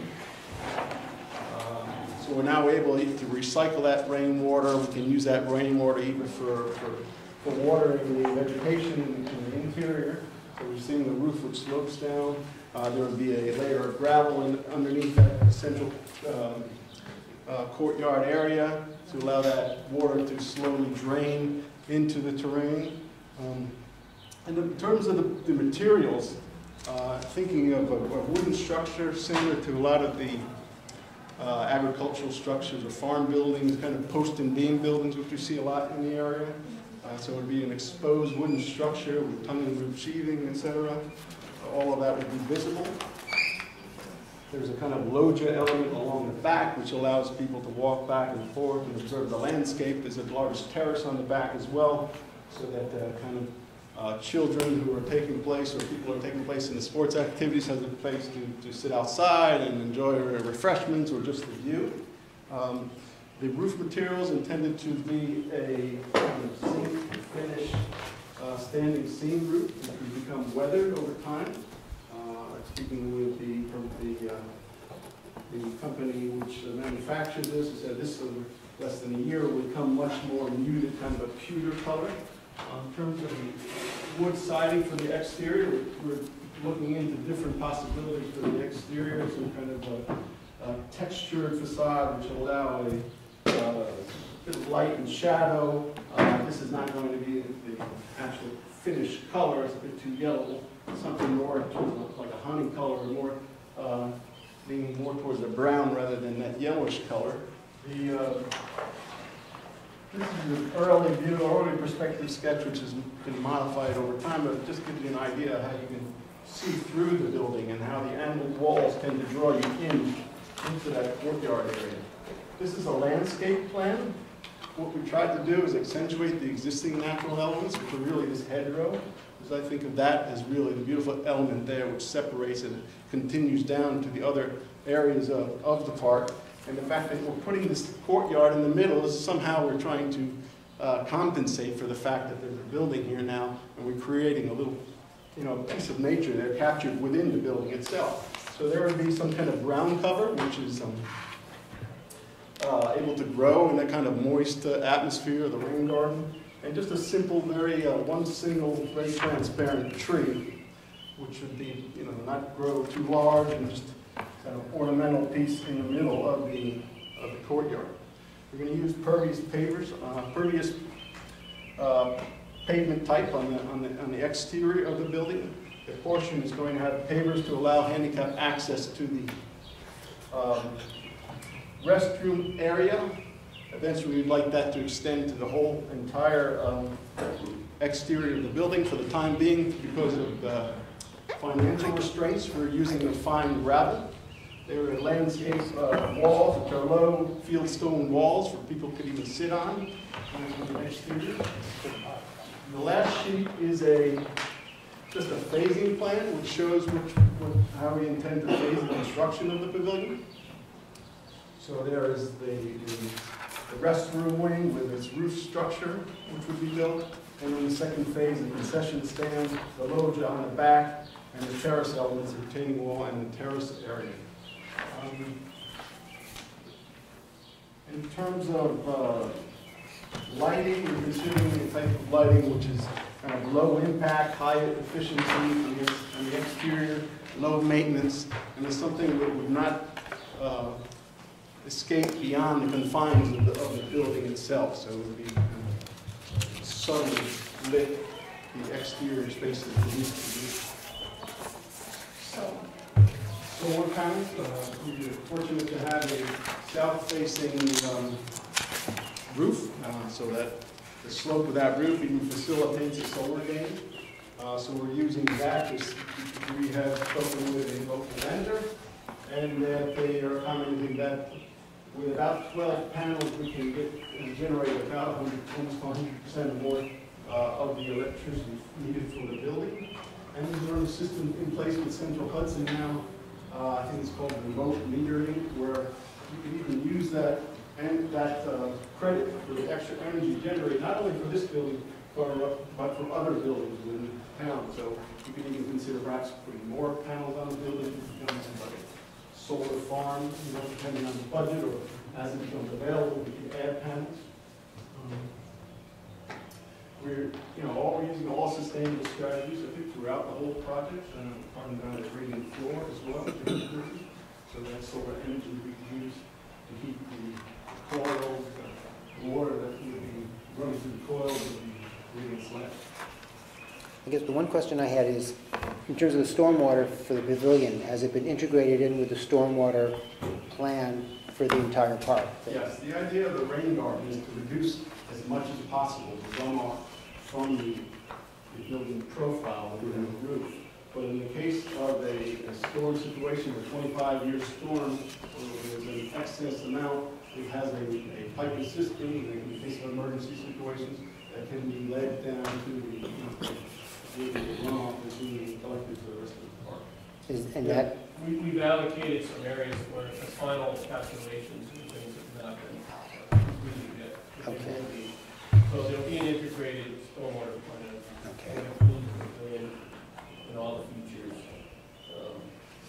So needs to be finalized. We've been pushing hard to get all the drawings. You can see the number of drawings and things that we submitted last week. We're still tweaking some details and making sure that it's totally complete, especially as we move forward to phase 1 construction. Can we talk about your drawings for just a minute? Yeah. It's a minor belly button lint problem, but it's there. If you pull C3, for example, it's a profile that runs through the whole site plan. And where you show the existing playground, there's currently basketball courts there. I would suggest that you define them on your drawings. See where the kids play? Right. Playground here. Okay. Yeah, right in here is a basketball court, and it doesn't show up on your drawing. And that might imply to someone down the road that you guys are going to get rid of the basketball court. Now, tell me about the lens, but it's just something you might want to do. All right. Thank you. They're not moving it. I mean, that was an option. I think it was in the original master plan. Right. But it's master plan said we're going to move the tennis courts and the basketball courts, everything's staying there. Yes. any questions from members of the board? Oh, you know I have questions. We talked about the parking lot. Well, let me start by saying this. We saw this group presented a plan in December. At that time, it was stated very clearly that the next presentation, the next dealing, any discussions or anything would be in joint meetings. And we waited for this, this town agreement, this municipal agreement to be established, and it finally was, but here we are. I don't understand how we went from hearings, public hearing, back to plan submission. This is a new plan. There's a lot of new components, and as you've just finished stating, you haven't even finished the calcs on the stormwater. So it's, at best, it's incomplete. It's complete. So I have a few people, I'm irritated because I just got notice on Friday that I have the set of plans. Okay, and I had many things going on this weekend, so honestly, I'm behind the 8 ball here. I didn't get a chance to really scour through everything. Another thing that was mentioned was there was going to be some communication with the different groups. Lacrosse, field hockey, soccer. There's a lot of people here. There hasn't been communication. Richard? None at all. Let me finish. There's been no communication. Obviously, I'm intimately involved with many different people in the community in the sports area, lacrosse and soccer in particular. No communication. In addition to that, there's been meetings at the village planning board, many meetings where all different details were ironed out, and as Michael, as you just said, you flushed out the financial details. I know I wasn't part of it because this is the board, and I thought everyone was supposed to present here. So it's all new to me. Richard, what we're here to do tonight is to restart the public hearing process where all that information comes forward, is discussed, and is presented. We're not here tonight to discuss what they're presenting. So are we obligated to notify the public that we're restarting it? That's what we have to do tonight. Did we notify them about this meeting tonight? This meeting tonight is not a public hearing. Therefore, no one in the public can speak tonight at this meeting. This is merely a meeting for the planning board to see whether or not we are prepared to restart the public hearing process with the village. That's all we're here to do tonight. Okay, so I'll continue. The new bathrooms that were added to the plan, are they part of phase 1? Which bathrooms are you speaking The of? waterless toilets? No. Okay, is there something in place that, are they phase 2? Are they phase 3? Is there assurance that those will be put in place? I feel like there's a lot of emphasis on this pavilion, and it's, Mike, Frank, it's great work. I mean, it's beautiful. But it's not, the public deserves a clear picture of what will happen and exactly where their money is going to go. The parking lot, we talked about that. I mean, now we're talking, how many parking spots in the back there, additional? 100? Whatever they are. That's a lot more traffic that's going to be going through that area. There's no railings put up for kids who are running out of the swimming pool. We say, oh, well, there's an option, we can do this. There's no change in the plans. None at all. And that was brought up by a few people. The fact that the master plan, the secret determination, specifically said 17 acres of active farm land, in parentheses, corn, will be, not could be, will be taken out of production and replaced with active sports fields. Active sports fields, not active and passive, active. Has not been required, and everybody chooses to ignore that. That's not true, Richard. You're getting off Excuse me, let me finish. No, Richard, I'm Chooses to not going to ignore let that. you finish. I am sick and tired of you coming here thinking you are going to just go on and on. If you I'm want to making say these comments on things, these plans. you can say them to the public. That is the time to make these comments. I'm addressing at the public applicant hearing. right now. No, you're not. I am. You're bringing up the things you have brought up repeatedly, and in fact... I need them addressed. You do not need them addressed now. What we're Why? trying to do is set up the public... This is a public hearing. No, it is not a public hearing. It looks like It is not a public hearing. When was it noticed? Exactly, it wasn't noticed. It is not a public hearing. If you do not be quiet, you can leave. Mr. I'll have you Chairman, removed if necessary. Sit down, Yes, you Michael. will. Sit Mr. down. Chairman, Yes? if I'm going to be yelled at by these people, I want them out of here. Exactly, and they will be out of here. This is not a public We are. hearing. It was not noticed as a public hearing. The purpose of tonight's meeting is to establish a public hearing.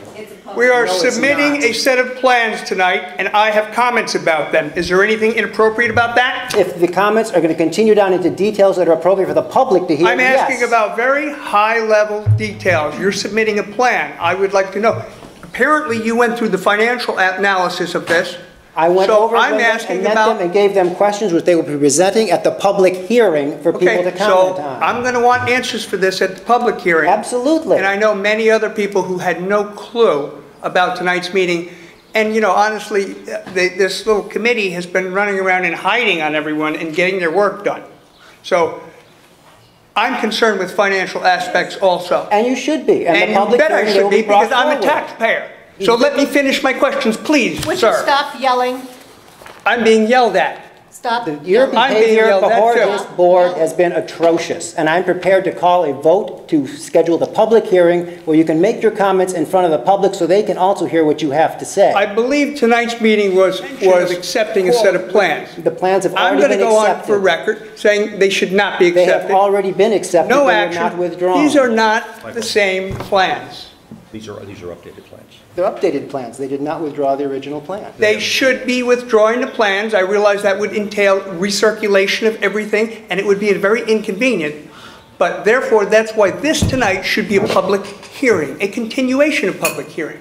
But you've chosen to use a very, once again, sly way to get around listening to people from the public. Unfortunately, you got me, and you have to listen to me because I'm on the board. And if Michael shuts me down, it would look very inappropriate No, it not to wouldn't, listen to Richard, one of the because you're board members. inappropriate right now. The town board While has they're talking. authorized us to hold a public hearing with the village board, not to continue as the town board alone public hearing. Another And one the of my town board has interests told and us to do that. concerns will be the Therefore, I'd like to usage. call for a vote, a motion by the planning board. I'm to sorry, continue the public hearing. you're cutting me off while I'm Yes, not I'm done? cutting you off. Okay, I'm not done for the record of making public comments, and I want to make sure that the board is alienating and cutting off one of its members from making any further comments on the plan. Correct. Thank you.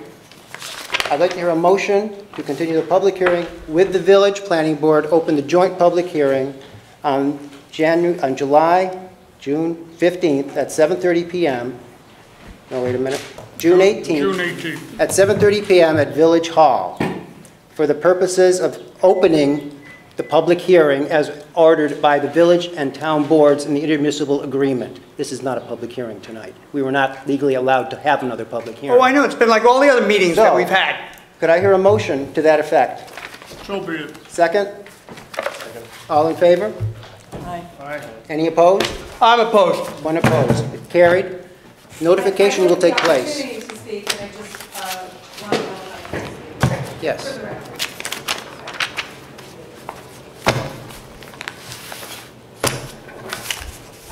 Wait, excuse me, if you wish to address the fact that we scheduled a public hearing, you can speak to that. If there's comments you want to make specific to this, you have to wait until the public hearing to make those comments. I'm sorry, so specifically relating to? To this plan, any aspects of this plan, any aspects whatsoever. What are you limiting me to speaking about? If you also agree with this measure of the planning board that we should not have the public hearing on June 18th over at Village Hall, that we should not reopen the public hearing for public comment on this project. I think That is the only thing before the planning board tonight on this matter. So, I'm sorry, let me just take, do you have a agenda? Can I see the agenda just for a moment?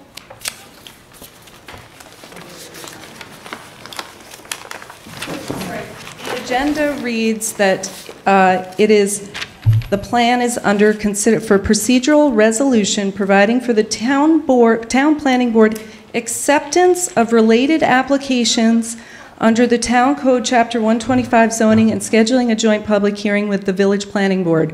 Are you taking action tonight and accepting an application and scheduling, joint question. Are you accepting this application and are you scheduling a joint public hearing? Yes. As to both. So you're accepting this new application and scheduling a public hearing? It's not a new application, it's new information to an existing application that was not withdrawn by the applicant.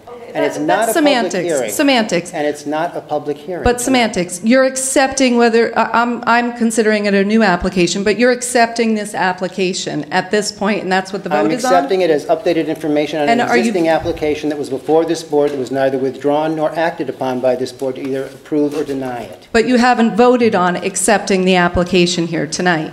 We voted on holding the public hearing. It was, yes, you voted, no, you just, this is new information. This is not a new application. This is not a new application. I'm sorry, can I see the agenda? It's updated. It's voted, it's on the agenda to accept related applications.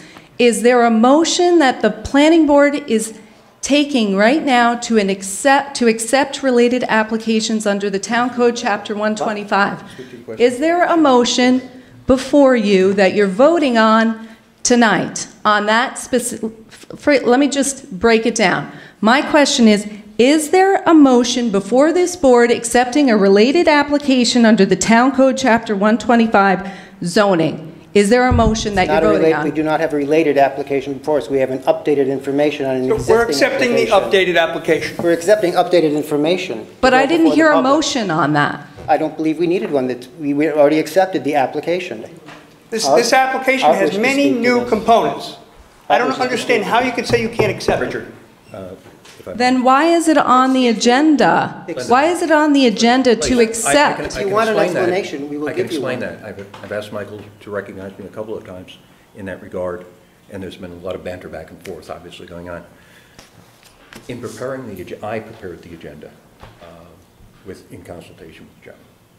Upon seeing this particular project, I thought it would be appropriate for the board to recognize not a continuing application, but an updated application, and to process this as an updated application, so that it was clear that this planning board, as well as the village planning board, was essentially dealing with apples and apples, In other words, the village, we know that the village planning board tomorrow evening is going to be dealing with this submission.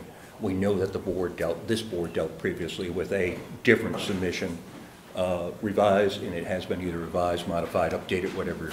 So I did use those terms on the agenda, and I did prepare this evening for the planning board a resolution that would have gone beyond the actual scheduling of the public hearing.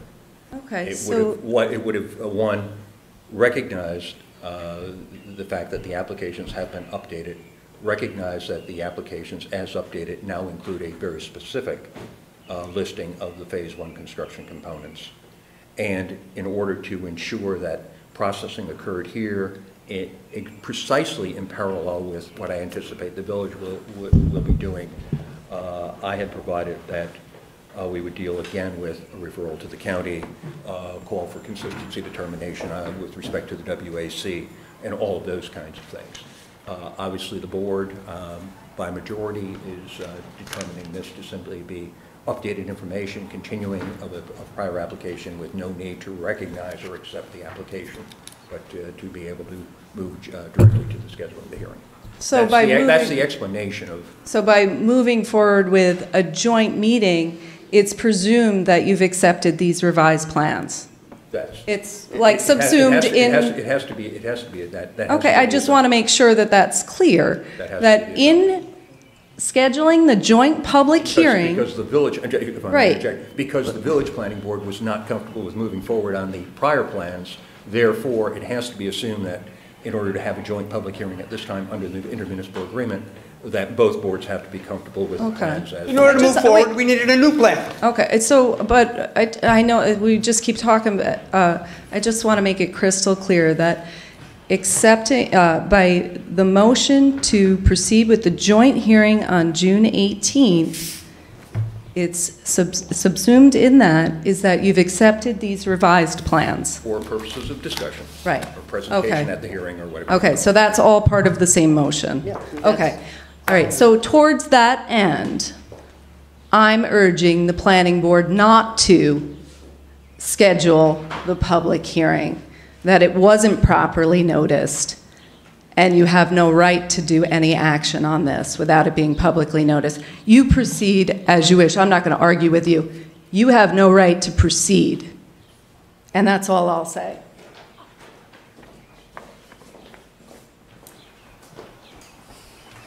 What will be happening is you'll be working with Joni to see the proper notification for the joint public hearing for the town portion of the wetland permit, site plan, special permit is all met. The village is doing the same as per to their legal requirements for the June 18th meeting.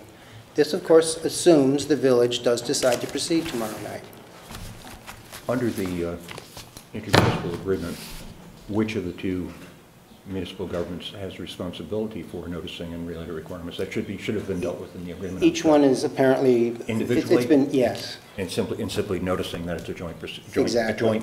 a joint meeting, but Exactly. individually noticed. And it's fair to say this meeting wasn't publicly. It's not a public hearing. No, I think it's fair to say this meeting was not publicly noticed relative to the rec park committee. It was not put in the newspaper that this was on the agenda. Is that fair to say?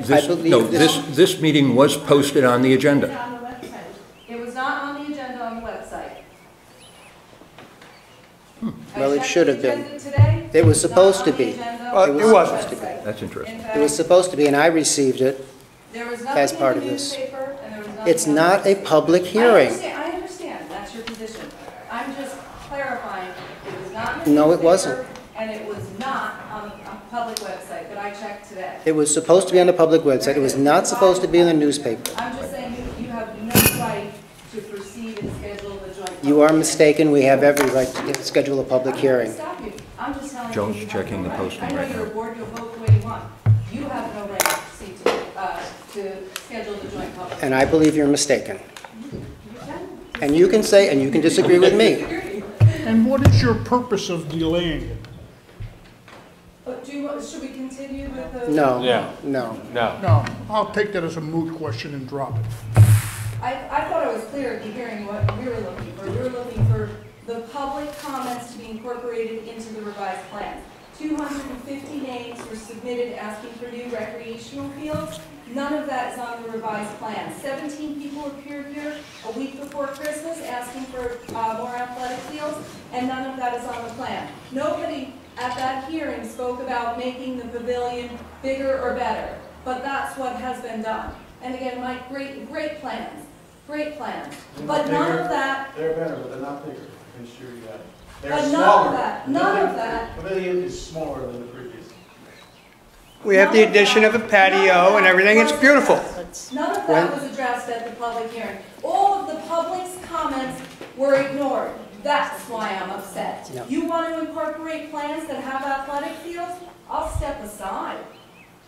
I want this park to go through, Mr. Dearsy. I want it to go through more than probably Sally wants it to go through. I can assure I just you, want athletic fields those there. issues will be addressed at the public hearing where everyone will have an opportunity to I don't both know speak why. and hear. I don't know why they won't, but you know what, Red Hook has 22-acre rec park. You know how many fields they have proposed? Four athletic fields. This is an 84-acre park. We have one soccer field proposed. And it's a multi-use. This will be discussed at the public hearing when everyone will have an opportunity to speak and to listen.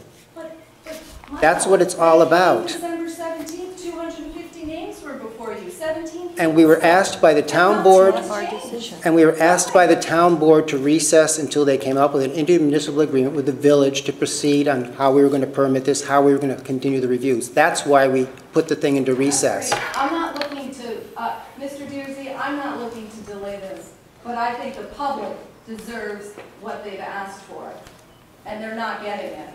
So I'm sorry you view it as me delaying it. I want this park. I want this park. I want it done right. Then we will see you on June 18th, along with everyone else who has an interest in the park and has their own things that they feel are important and need to be addressed. There really was addressed. What do we need to do? Do we need to? We have one more thing. No, do we need to? No, I don't think so. Okay. We have one more item on the agenda. Thank you for waiting for us. Mr. Snyder. Yeah. Frank Snyder, 8 Charles Lane, subdivision plat approval. Sketch plan conference and if timely, initial presentation of application for subdivision sketch plan conference and if timely, initial presentation of application for subdivision plat approval to authorize lot line alteration compensating .057 acre annexation parcels between lot 12 and lot 13, filed map number 4496, and in the rural countryside RC5 district, planning board review and processing as may be timely under town code chapter 101 subdivision of land and secret. Marie. I had presented to you with a drawing. It was actually an application that was before this board several years ago. And at the time when we wrote the application in, there was concern about the fact that there was in Mr. Snyder's case, he has a garage and a shed that are encroach onto his neighbor's property. And he also drilled a well to that particular building. When we came in the last time, Mr.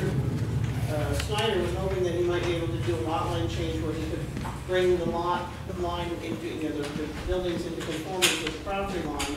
And it was his intent to try and keep the well. However, this board was concerned about the fact that the lot adjacent is rather small, it's like 1.5 acres, this is now a 5-acre zone. And the issue was whether or not they could get Board of Health approval for a well and septic on the adjacent lot, given the already well. So at this point, it's believed that we're presenting a plan that will keep the well with the 1.5 acre lot, so they would not be required to drill a new well, therefore not causing more stress on the property. There was, at the time of the original subdivision for the lot, and this particular property is 3 lots of that subdivision, there was a Board of Health approval for that, for a septic system as well. And I believe I did show the proposed, where it was located. I have this proposed well and I have the existing well, just so that you can see what was approved by the health department back in whenever that subdivision was done. So what we have now before you is a new proposed lot line change that would bring the garage and greenhouse into conformance to be 20 feet off the property line for an accessory structure. It will keep the well on the adjacent property so that he doesn't have to put two wells in close proximity. The proposed land swap is of equal area, although Mr. Snyder's land is over 5 acres. This is 7.22. This lot is less than. So it could be a little bit different in terms of areas as long as Mr. Snyder gave up more than he received. However, it just seemed to make sense to do the swap. So what we've proposed is that we have parcel A, which is the triangular parcel in the front, will become part and parcel of the lot next door, and then parcel B, which is the piece that would bring the building to conformity, would become part and parcel of Mr. Snyder's. Someone goofed when they built. Someone goofed when they built. Any questions for Marie? Okay, I have one more resolution. The Town of Rhinebeck Planning Board hereby acts as follows on the May 20th, 2013 application by Frank Snyder, Marie T. Welsh, Land Survey Agent, for sketch plan review and subdivision plat approval under Town Code Chapter 101, subdivision of land to authorize lot line alteration, compensating .057 acre annexation parcels between Lot 12 and Lot 13, filed map number 4496. In the rural countryside RC5 district, all is depicted on a survey map entitled Amendment to Filed Map Number 4496, Lot Line Alteration, prepared by Frank Snyder, prepared for Ms. Welch, and dated May 20th, 2013, and otherwise described in short EAF and other supporting documentation. 1. Waives the conduct of a separate sketch plan conference before the Planning Board and accepts the application at this time as adequate for Planning Board consultant and public review. 2. Classifies the proposed action as described in the application as an unlisted action under seeker for which coordinated environmental quality review is not required and will not be conducted. 3. Delegates Planning Board members. Who would like to go? I'll go. Melody and I'll go. Okay. To conduct a field visit to the subdivision site and report their observations at the time of public hearing. Refers the application to the Town Conservation Advisory Board for review and comment. 5. Schedules a public hearing on the application for Monday, July 15th at... That's correct. Is that okay? At 6:40 p.m. and directs the clerk to provide or otherwise cause notice and posting thereof pursuant to requirements set forth within Town Code Chapter 101, Subdivision of Land. 6. Further directs the clerk to distribute the agricultural data statement as required under the New York State Agriculture and Markets Law. 7. Advises the applicant to draft a consolidation or merger deed as will be required for recording the Dutchess County Clerk's Office upon filing of the subdivision plat, if approved, should be prepared and submitted to the Planning Board for review as to its sufficiency. 8. Due to the limited nature of the matter subject to this application, including the absence of any proposed development and without prejudice to the Planning Board's consideration of any input received prior to or at the public hearing, authorizes the planning consultant to prepare working drafts of an AAF Part 2 negative declaration under seeker and conditional approval resolution for review and consideration by the Planning Board when and if timely. Under paragraph 7, the singular term deed becomes plural deeds. Yes. Yeah. So instead of a consolidation or merger, it's consolidation or merger deeds. Okay. Could I hear a motion? So moved. Second? Second. Any discussion? All in favor? Aye. Any opposed? Very good. We'll see you on the 15th at 6:40. And Melody and I'll get in touch with you about the field visit. And Melody wants to want this one because she already got 29 acres. This is an easy one. I'm picking the You know, short I didn't volunteer. This will be a... By the way, I did, thank you for the tick, I took one home. Yeah. What else is new? Thank you very much. Thanks, Marie. There's nothing else on the agenda. Anyone else? Could I hear a motion to dismiss? All in favor? Aye. Aye. We stand adjourned at 8:20 and Joni's not here.